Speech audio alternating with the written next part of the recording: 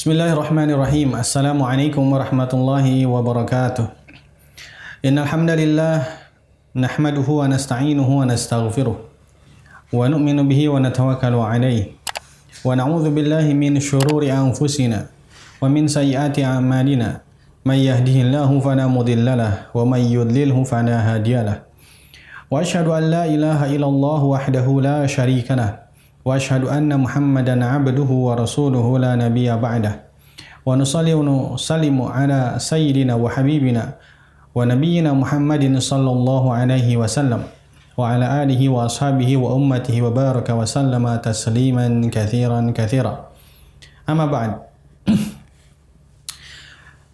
Para sahabat pecinta sinyal Islam Indonesia yang dimuliakan oleh Allah Subhanahu wa taala, alhamdulillah kita bersyukur kepada Allah Subhanahu wa taala lagi dan lagi karena Allah Subhanahu wa taala zat yang telah memberikan kepada kita begitu banyak nikmat.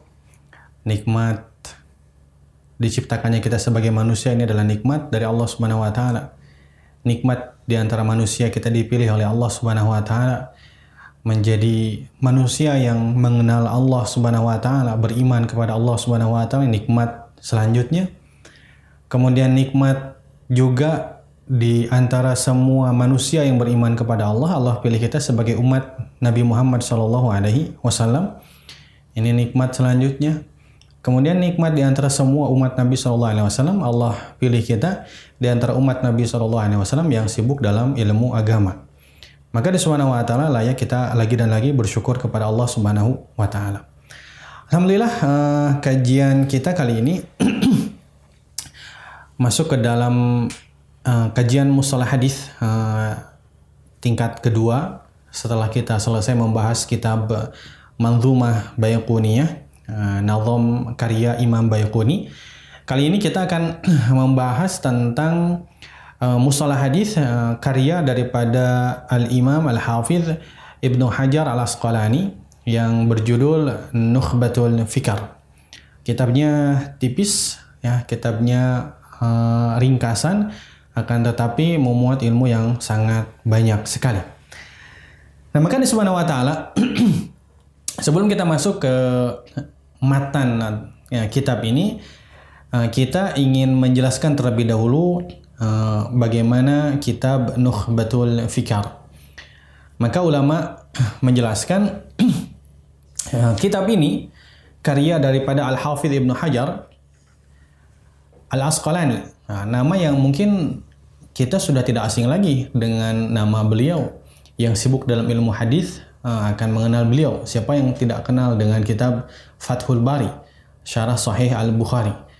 Saya kira tidak ada pelajar ilmu hadis yang tidak memiliki kitab Fathul Bari, karya Al-Hafidh Ibnu Hajar Al-Asqalani. Nah, kitab yang di hadapan kita ini adalah kitab Nukhbatul Fikar. Dikatakan oleh ulama, kitab ini adalah min khairi ma ullifa fi ilmi mustalahil hadis. Adalah di antara kitab yang paling bagus yang disusun berkaitan dengan ilmu mustalah hadis. Ini dikatakan ini kitab paling bagus. Apalagi kalau berkaitan dengan syarah daripada kitab ini, yaitu Nuzhatun Nazar, karya Ibnu Hajar sendiri. Ya, beliau menulis matannya, ringkasan, itu bernama Nukhbatul Fikar, kemudian beliau mensyarahkannya, menjelaskannya dalam kitab tersendiri yang berjudul Nuzhatun Nazar. Maka dikatakan famundhu ta'lifihi in kabbal ulama'u wa talabatul ilmi alaihi mutala'atan wa hifdhan wa darsan wa tadrisan faqana'u bihi wa lam yabtaghu siwahu. Semenjak disusunnya kitab Nukhbatul Fikar dengan syarahnya Nuzhatun Nazar, maka alim ulama kemudian pelajar-pelajar agama senantiasa dekat dengan kitab tersebut. Mutala'atan, entah mereka mutola'ah, mengkaji kitab tersebut, wa hifdhan, mereka menghafalkan kitab tersebut karena matanya sangat tipis. Ya, makanya sangat tipis, maka diharapkan semua yang belajar ilmu hadis, mereka telah menghafalkan kitab Nukhbatul Fikar. Wa darsan wa tadrisan, sibuk belajar ilmu tersebut dari masa pertama disusunnya kitab ini. Kemudian tadrisan, kemudian sibuk dengan mengajarkannya, maka dikatakan faqana'u bihi. dari zaman dulu ya. Jadi ulama dengan para pelajar ilmu agama mereka faqana'u bihi. Mereka mencukupkan diri mereka dengan kitab ini. Nukhbatul Fikar dengan syarahnya Nuzhatun Nadhar. Lam yabtaghu siwahu. Mereka tidak mencari kitab selain daripada kitab ini. Kenapa demikian? Dikatakan wadzalika lijudati tasnifihi. Karena sangat bagusnya cara menyusun Ibnu Hajar kitab tersebut. Wa diqqati ta'rifihi, sangat dalam definisi dalam kitab tersebut. Kemudian wa bara'ati ta'lifihi, id innahu itamada ala tariqatin mubtakaratin fit ta'lifi. Kenapa? Karena beliau Ibnu Hajar Al-Asqalani beliau memiliki cara tersendiri dalam menyusun kitab ini, yaitu cara inovasi yang baru dalam penyusunan kitab mustalah hadis. Lam yusbaq ilaiha min fi hadzal fan, yang mana tidak pernah ada satu ulama pun yang pernah menyusun kitab mustalah ya seperti mana inovasi Ibnu Hajar Al-Asqalani menyusun kitab Nukhbatul Fikar. Wa hiya tariqatus sabri wat taqsim. Jalannya apa? Ibnu Hajar ketika menyusun kitab Nukhbatul Fikar, yaitu beliau akan menyusun kitab tersebut bi tariqatus sabri, eksplorasi, di-explore. Kemudian taksim, pembagian, ya. Wahya tariqatun tahtaju ila tila'in wasin. Jalan itu, tariqatus sabri wa taqsim, jalan tersebut tidak akan mungkin akan bisa ditempuh oleh seseorang kecuali ia memiliki pengetahuan yang sangat luas. Pengetahuan yang sangat luas. Wa dzakiratin qawiyatin, ingatan yang sangat kuat. Wa dzaka'in khariqin, kecerdasan yang luar biasa. Bihaitsu istata'a an yarbita jami'a mabahithi ilmi mustalahil hadis ma ba'dihil ba'd fi silkin wahid. Bagaimana beliau mampu untuk menggabungkan semua bagian ilmu mustalah hadis, ya, diikat satu dengan yang lainnya dengan satu benang yang sama. Nanti kalau kita sudah masuk ke matanya, kita akan takjub dengan bagaimana cara Ibnu Hajar menyusun kitab Nukhbatul Fikar. Jadi dari mulai awal kita mengenal awal Nukhbatul Fikar ini, akan lihat awal benangnya. Dengan benang yang sama, ya, terus akan sampai kepada akhir benang, yaitu akhir kitabnya. Jadi bagaimana Ibnu Hajar bisa menyusun semua bagian mustalah hadis, disusun, kemudian digabungkan satu dengan yang lainnya dengan satu benang yang sama. Ya, tidak perlu untuk beralih kepada benang yang lain. Taib. Kanahu binaun marsus, seperti mana bangunan yang sudah teratur. Kemudian kullu labinatin fi makaniha sahih, setiap batu bata ditempatkan di tempatnya yang benar. Wa yattadihu laka juhdul hafidz jaliyan. Maka jelas ya, setelah kita nanti mengkaji kitab Nukhbatul Fikar ini akan nampak ya bagaimana usaha yang sangat luar biasa daripada Al-Hafidz Ibnu Hajar Al-Asqalani. Wa abqariyatuhu fi hadzal amali min khilal syakli tawdih. Taib, nanti akan dijelaskan di kitab ini dan kita akan tampilkan dengan bagan yang kita buat bagaimana hebatnya Ibnu Hajar Al-Asqalani dalam menyusun kitab ini. Fatarahu ka'annahu bina'un hindisiyun fi ghayati diqqati wal jamal. Maka nanti Anda akan melihat bagaimana bangunan yang dibangun oleh Ibnu Hajar Al-Asqalani dalam mustalah hadis ini seperti bangunan arsitektur yang handal. Ya, bagaimana sangat terperinci dan sangat cantik untuk dilihat. Maka hadirin yang mulia, hadal kitab ini yang ada di hadapan kita semua, ala wijazatihi wa ikhtisarihi, walaupun kitab tersebut sangat singkat dan kitab tersebut adalah ringkasan, qad ihtawa ala usarati ilmi mustalahil hadits. Kitab ini berisikan ya hasil perasan daripada ilmu mustalah hadis. Nah, bisa dibayangkan ya, kita punya buah-buahan, masih ada kulitnya, masih ada serabutnya, masih ada bijinya dan lain sebagainya. Ternyata dimasukkan ke dalam mesin bisa blender kah atau misalkan mesin peras kah, sehingga menghasilkan air jus yang memang sangat lezat untuk diminum. Ya, nah begitupun kitab ini walaupun sangat singkat, tapi kitab ini hasil perasan daripada semua ilmu mustalah mustalah hadis. Bi uslubin rasinin, dengan uslub yang teratur. Wa manhajin faridin, dengan manhaj yang Ibnu Hajar temukan sendiri, yang belum pernah ada di manhaj sebelumnya. Wa ta'arif daqiqah, fa huwa yu'tabar bi mathabatil marhalatil akhirah allati nadaja fiha ilmu mustalah. Maka dikatakan bahwasanya kitab ini sampai kepada marhalah akhirah, tingkatan paling akhir, yang mana ilmu mustalah itu menjadi matang di masanya. Yaitu di masa ketika Ibnu Hajar menulis kitab ini. Akhirnya apa? Fastaqarral ulama'u wal muhadditsuna ba'dahu ala ta'rifatihi. Maka ulama-ulama mereka konsisten. Ulama-ulama kemudian para muhaddis mereka konsisten setelah masa Ibnu Hajar itu dalam definisi ilmu hadis mereka berpegang kepada hasil penemuan daripada Ibnu Hajar al-Asqalani. Maka Allah Subhanahu wa taala wa linafasati hadzal kitab wa syuhrati muallifihi tasabaqal ulama ala iqtinaihi. Oleh karena itu, karena sangat bagusnya kitab ini, sangat berharganya kitab ini, kemudian sangat masyhur penulis kitab ini Ibnu Hajar al-Asqalani. Oleh karena itu ulama mereka berlomba-lomba untuk menyimpan kitab ini. Ya, untuk menyimpan kitab ini. Wan nusakh wala nuskhatin nusakhihi wal ihtimami bihi. Mereka mencari manuskrip yang berkaitan tentang kitab ini dan mereka memiliki perhatian yang besar terhadap kitab ini. Mundu zamanil muallif ila yaumina hadza. Dari masa muallif Ibnu Hajar al-Asqalani sampai kepada hari kita sekarang ini.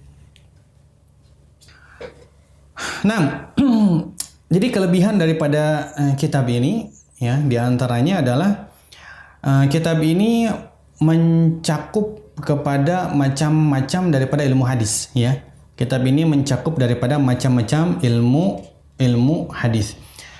Kemudian at-tariqatul lati taba'aha al-muallif fi 'ardihi li anwa'i ulumil hadis hadza, jalan yang mana ditempuh oleh Ibnu Hajar dalam menyusun kitab ini, ya ini adalah jalan yang tadi dijelaskan bahwasanya beliau dengan jalan yang baru yang mana belum pernah ada seperti beliau dalam menyusun kitab Mustalah al-Hadis. Kemudian selanjutnya kelebihan dari kitab ini adalah mashtamalat alaihi min tahqiqati ilmiyatin rasinatin.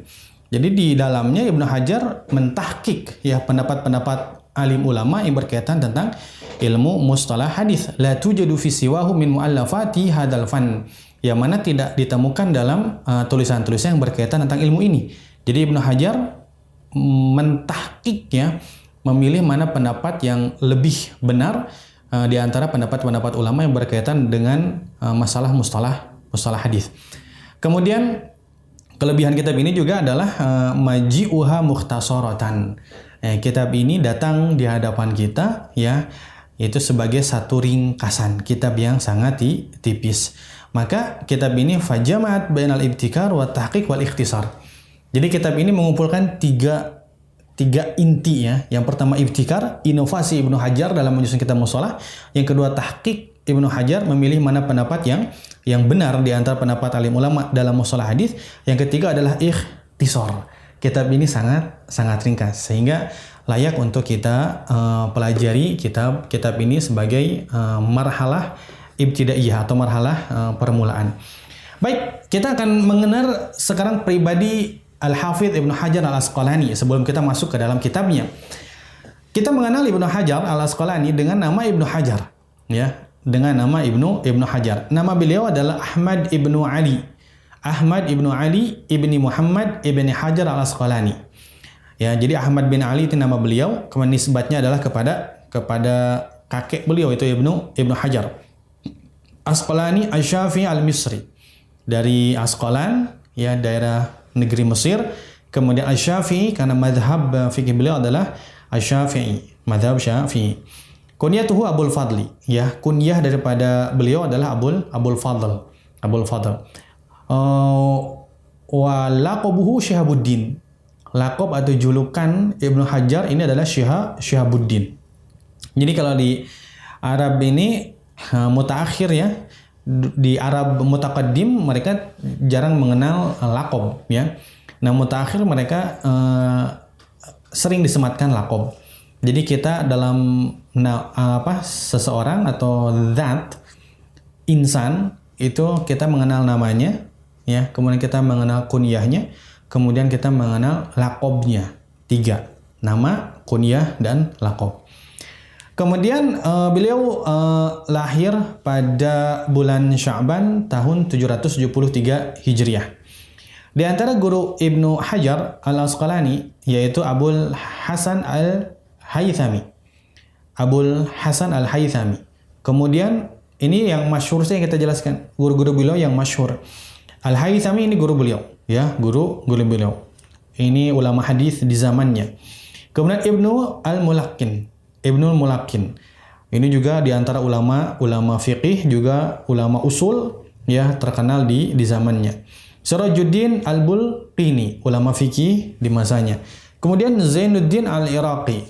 Kita mengenal Alfiyah Iraqi ya, nazam dalam usul hadis berisi 1000 bait kurang lebih. Ya, itu penyusunnya adalah guru daripada Al-Hafidz Ibnu Hajar. Kemudian Muhammad bin Muhammad Al-Jazari. Muhammad bin Muhammad Al-Jazari, kita mengenal beliau sebagai ahli qiraat ya, dan itu pun adalah guru daripada Ibnu Hajar Al-Asqalani. Kemudian Izzuddin Ibnu Jamaah. Izzuddin Ibnu Jamaah. Ini juga di antara guru beliau. Taib, ini guru beliau yang sangat masyhur di masanya ya. Nah, sekarang di antara murid-murid beliau yang masyhur siapa saja? Yang pertama adalah Imam Sakhawi. Imam Sakhawi. Beliau penulis kitab Fathul Mughith, syarah daripada Alfiyah Al-Iraqi. Taib, ahli hadis. Di antara murid beliau yang takhusus ke dalam hadis adalah Imam Sakhawi yang dalam ke dalam hadis.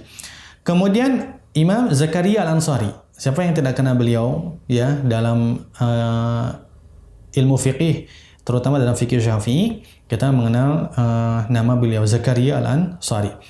Kemudian Al-Qasim Ibnu Qutlubugha ya.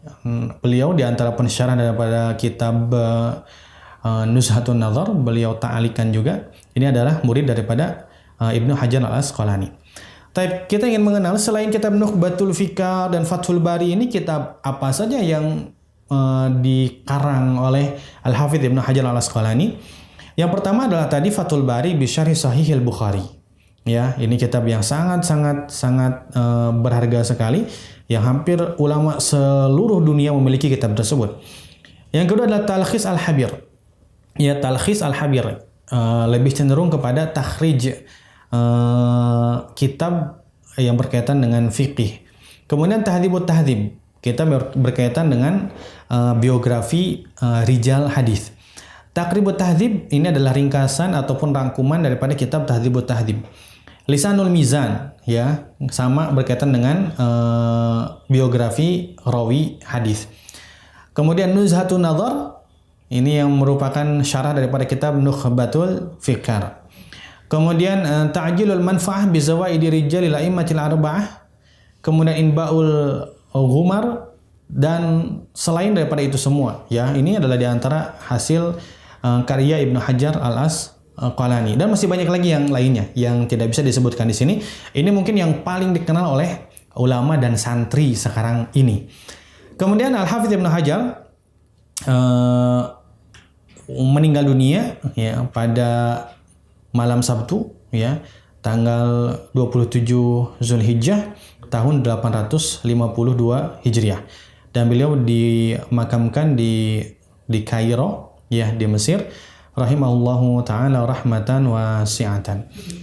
Ya, hadirin subhanahu wa taala, itu yang berkaitan dengan kitab Nukhbatul Fikar, dan juga berkaitan dengan biografi penulis kitab Nukhbatul Fikar, yaitu Al-Hafidz Ibnu Hajar Al-Asqalani.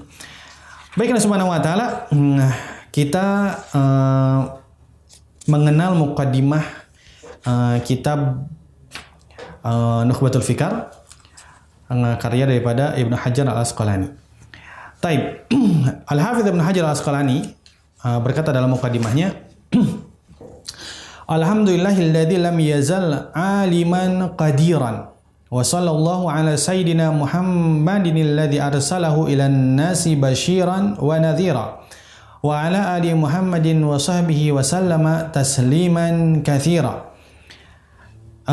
Al-Hafidz Ibnu Hajar memulai kitab Nukhbatul Fikar dengan pujian kepada Allah Subhanahu wa taala, kemudian salawat kepada Nabi sallallahu alaihi wasallam yang mana Allah Subhanahu wa taala utus beliau kepada manusia keseluruhan, basyiran, entah Nabi memberikan kabar gembira kepada manusia dan juga Nabi memberikan peringatan kepada manusia sebagai pemberi kabar gembira dan sebagai pemberi peringatan.